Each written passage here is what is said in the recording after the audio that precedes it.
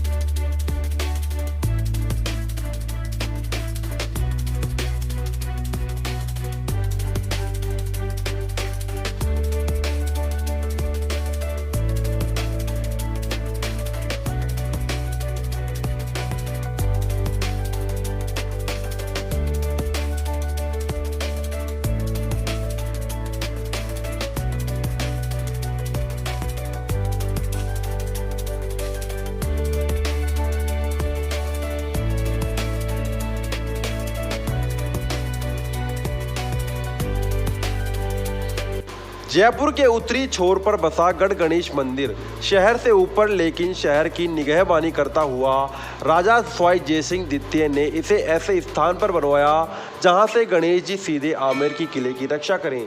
हम यहां पहुंचे, सीढ़ियां चढ़ी, लेकिन मंदिर बंद था। शायद यह प्रतीक था कुछ चीज़ें कोशिश से नहीं समय से मिलती है। हवा ने हमें दर्शन तो नहीं, लेकिन सुकून जरूर दिया। अब हम रवाना होते हैं जल महल की तरफ।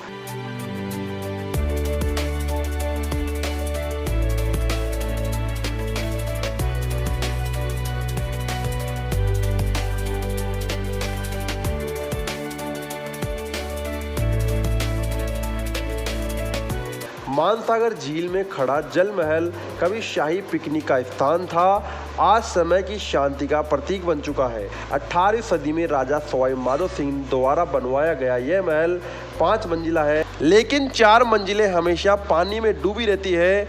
यह एक तरह से स्थायित्व की कहानी है, बाहर पानी में डूबे रहना, लेकिन भीतर अड़िग रहना।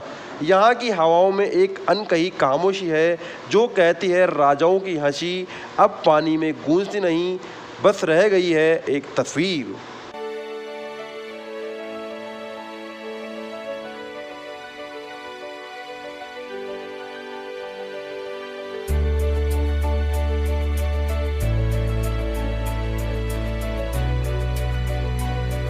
अब हम चढ़ रहे हैं उस पहाड़ी की ओर जहां नाहरगढ़ किला स्थित है। यह रास्ता सीधा नहीं है, लेकिन हर मोड़ पर एक कहानी छुपी हुई है। चारों ओर फैली हरियाली और बीच में ये पतली पहाड़ी सड़क, जैसे वक्त के किसी पुराने पन्ने में गाड़ी दौड़ रही हो। यहाँ की हवाओं में एक ठंडापन है और एक रहस्य भी है।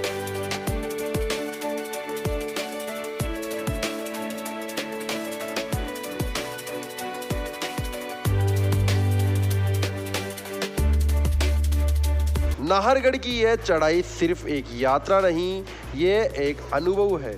यहाँ पहुँचने से पहले यह रास्ता तय करता है कि आप उस किले की कहानी सुनने लायक है या नहीं।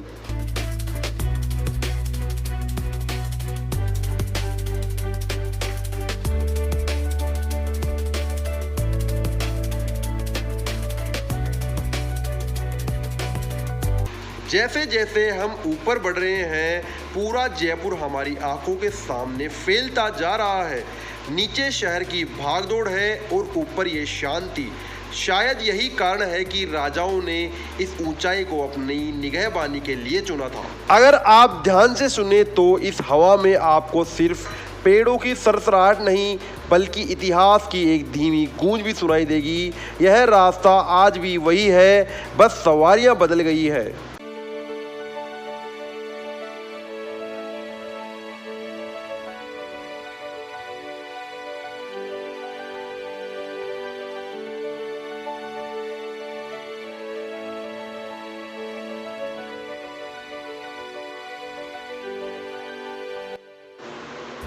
और अब हम उस जगह के करीब हैं जहां दीवारें बोलती है, जहां राजा महाराजा नहीं उनकी छाया अब भी घूमती है।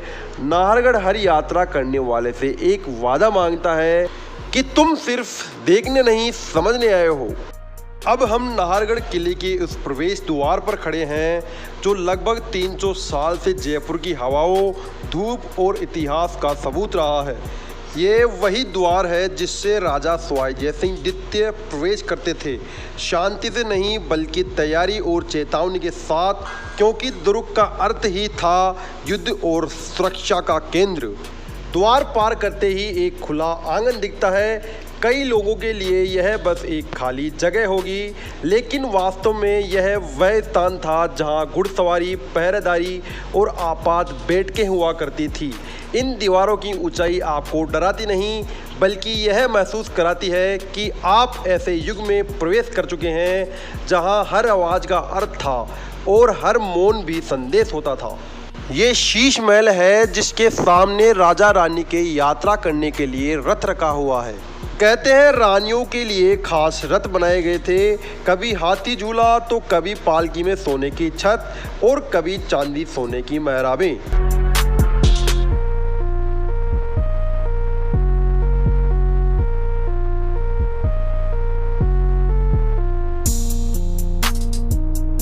और अब हम खड़े हैं नाहरगढ़ किले के सबसे खास हिस्से माधवेंद्र भवन के सामने। ये वही स्थान है जो कभी रियासत की रानियों की शाही जिंदगी का केंद्र हुआ करता था।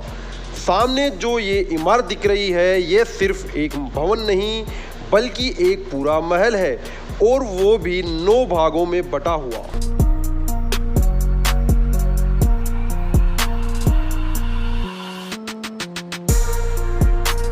देखिए इसकी बाहरी बनावट, जैसे समय ने खुद अपने हाथों से पत्थरों को आकार दिया हो। मुगल और राजस्थानी वास्तुकला का अद्भुत संगम, झरोकों की भारी नक्काशी, ऊंचाई में छिपा संतुलन और चारों ओर खुला आकाश, जैसे ये भवन अब भी किसी का इंतजार कर रहा हो। इस भवन का मुख्य द्वार भी कुछ कहता है। उस दौर की गहराई को समझने के लिए दरवाजे के अंदर झांकना जरूरी है। आप देख सकते हैं सामने खुला बरामदा है जहां से राजा महाराजा आते जाते थे और जहां खड़े होकर रानियां शाम के समय का सुकून लेती थी। यहाँ की खामोशी में एक अनकहा संगीत है जो आज भी इन दीवारों से टकराकर लौट आता है।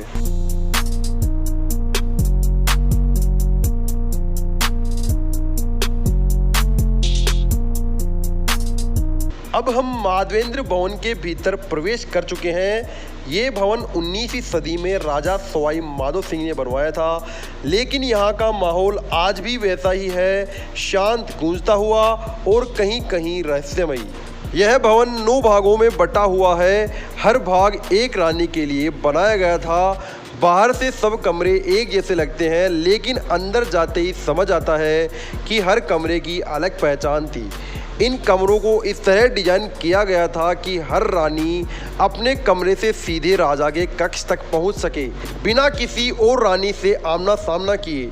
कितनी गहराई से सोचा गया था उस दौर में जहां वास्तु भी भावना के साथ जुड़ा था। अब जरा इन झरोकों पर ध्यान दीजिए, बारीक जालीदार डिजाइन जिससे रानियां बाहर का नज़ारा देख सकती थी, लेकिन कोई उन्हें ना देख सके।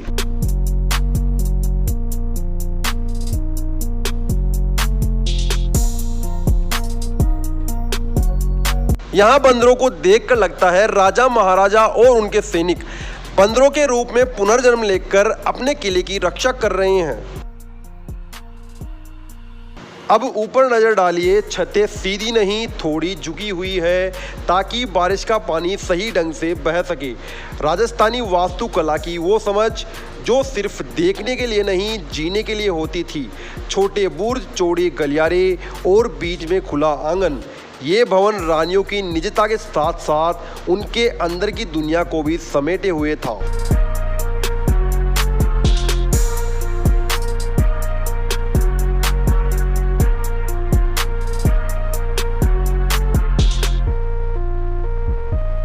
माधवेंद्र भवन की वास्तुकला एक अनोखा संगम है राजस्थान परंपरा और मुगल डिजाइन का।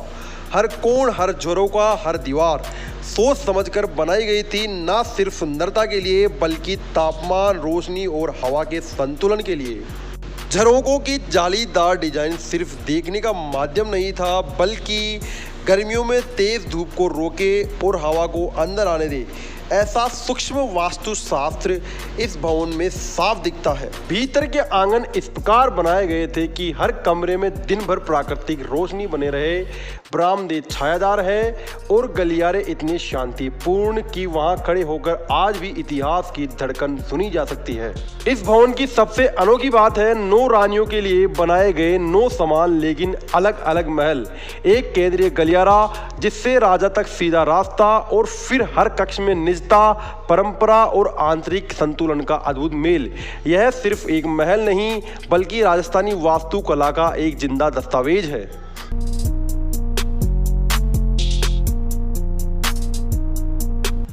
अब हम नाहरगढ़ की छत पर है। यही वह जगह है जहां खड़े होकर राजा सवाई जयसिंह ने जयपुर शहर बसते हुए देखा होगा। नीचे फैली हुई रेत की बस्ती अब एक चमकता हुआ गुलाबी शहर बन चुकी है। यह छत केवल पत्थर नहीं है, यह एक गवाह है रानियों की उदासी की, राजाओं की चिंता की और उन सैनिकों की निगाहों की जो इसी छत से हर आने जाने वाले पर नजर रखते थे। हर कोना जैसे एक अलग कहानी कहता है। कोई प्रेम में खोया रहा होगा तो कोई युद्ध की आशंका में डूबा होगा, लेकिन इन हवाओं ने सब कुछ सुना है और अब ये सब कुछ आपको महसूस करा रही है। यह सिर्फ लोहे की बनी एक तोप नहीं, यह उस वक्त की गूंज है जब सिर्फ युद्ध तलवार से नहीं इरादों से लड़ा जाता था। इस तोप ने कभी जयपुर की रक्षा में आग उगली थी और आज ये चुप है, लेकिन इसका मौन भी इतिहास चीरता है। जो दीवारें इसको देखती थी वो आज भी कांप जाती होंगी जब ये गरजती होगी। दोपहर की रोशनी भले ही ऊपर चमकती हो, लेकिन इस किले के नीचे कुछ ऐसा है जहां आज भी अंधेरे बोलते हैं। यह तहखाने कुछ गुप्त बैठकों, सजाओं और छुपी कहानियों के गवा रहे हैं। यहाँ की दीवारें चुप है, पर जो सुन सकता है उसे आज भी किसी की सांसें सुनाई देती है, धीमी और डरावनी। अब हम नाहरगढ़ के उस हिस्से की ओर बढ़ रहे हैं जहाँ से जयपुर सिर्फ दिखाई नहीं देता बल्कि महसूस होता है। यह रास्ता काली बुर्ज की ओर जाता है। चारों ओर अरावली की पहाड़ियां और उनके बीच शांता फैलता जयपुर। यह दृश्य केवल आंखों से नहीं दिल से देखा जाता है, क्योंकि यहाँ खड़े होकर लगता है जैसे समय थम सा गया हो। यह छत सिर्फ ऊंचाई नहीं, यह आत्मा है नाहरगढ़ की जो कहती है जो नीचे दिखता है वो शहर है, लेकिन जो यहाँ महसूस होता है वो इतिहास है। यह सिर्फ पत्थरों की दीवार नहीं, यह जयपुर की शान की वो लकीर है जो सदियों तक दुश्मनों को रोकती रही। पहाड़ की ऊंचाई पर घूमती ये दीवार, हर मोड़ पर चौकी, हर चौकी पर एक नजर, और उस नजर में पूरा जयपुर सुरक्षित। ऊंचाई तक पहुंचने का असली मजा तब है जब आपके अपने साथ हों। यह सिर्फ नज़ारा नहीं, यह एक याद है जो वक्त के साथ और भी कीमती होती जाएगी। नाहरगढ़ की इस हवा में आज सिर्फ इतिहास नहीं, हमारा परिवार भी बस गया है।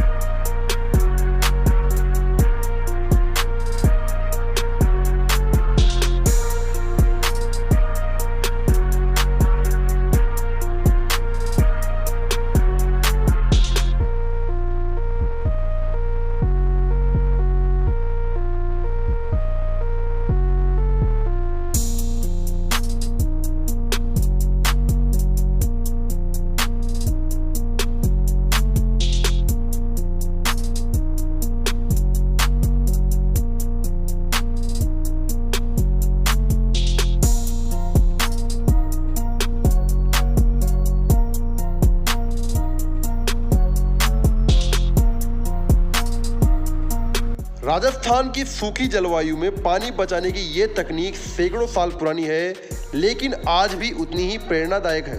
ये टांके सिर्फ पानी जमा करने के साधन नहीं थे, बल्कि ये दिखाते हैं कि पुराने समय में कितनी दूरदर्शिता से किले को आत्मनिर्भर बनाया गया था। हर टांका वर्षा जल को इकट्ठा करने के लिए बिल्कुल सही ढलान और नाली व्यवस्था से जोड़ा गया था। आज ये टांके भले ही शांत हो, लेकिन इनकी दीवारों ने कभी हर मौसम, हर युद्ध और हर कठिनाई में इस किले को जीवन दिया है। नाहरगढ़ की ताकत सिर्फ उसकी ऊंचाई में नहीं, बल्कि इन जैसे गहरे और सोच समझ से भरे निर्माणों में भी है। और अब हम पहुंचते हैं उस रहस्यमयी संरचना तक जिसे यहाँ बावड़ी कहा जाता है। सीढ़ियों से उतरता ये कुआं ना सिर्फ पानी का भंडार था, बल्कि गर्मियों में शीतलता और एकांत का स्थान भी। हर सीढ़ी जैसे आपको नीचे नहीं, अतीत में ले जा रही हो। नाहरगढ़ का यह हिस्सा भले ही शांत हो, लेकिन इसकी गहराई आज भी आपको सोचने पर मजबूर कर देती है कि पुराने जमाने में साधारण से दिखने वाली ये चीजें कितनी असाधारण होती थी।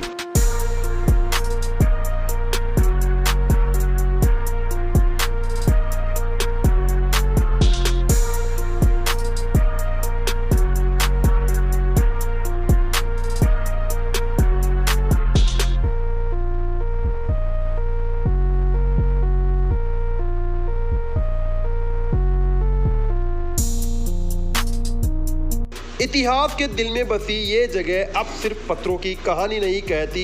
यहाँ अब स्वाद भी है, आराम भी है और एहसास भी, जो आपको समय में पीछे ले जाता है। नाहरगढ़ किले के बीचों बीच बना ये आधुनिक रेस्टोरेंट शाही भव्यता को आज भी सुविधा से जोड़ता है। यहाँ की हर दीवार, हर झरोखा अब भी वही पुरानी कहानियाँ कहता है, लेकिन इन कहानियों के बीच अब आती है कॉफ़ी की महक और बजते हैं आज के ज़माने के संगीत की धीमी धुनें। यहाँ बैठकर आप सिर्फ खाना नहीं खाते, आप समय को जीते हैं।